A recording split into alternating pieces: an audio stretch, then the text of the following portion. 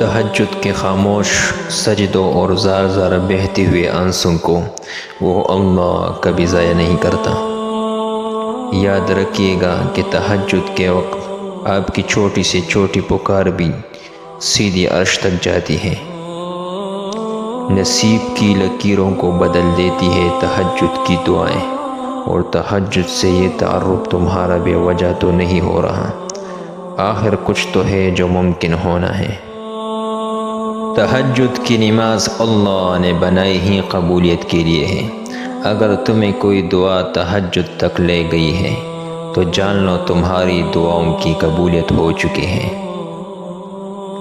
اللہ کے معاملے میں اتنا مت سوچا کرو، بس آنکھیں بند کر کے یقین کر لیا کرو، کیونکہ یہ معجزوں کا راستہ ہے۔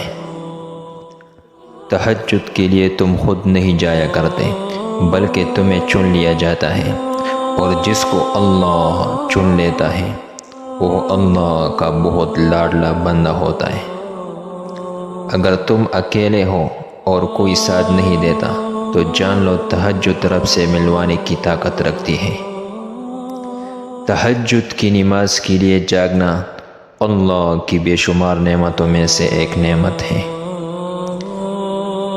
مجھے معلوم ہے اسے کیسے منانا ہے، بس تہجد اور کچھ آنسو۔ مصیبت کا مقابلہ صبر سے کرو اور نعمتوں کی حفاظت شکر سے۔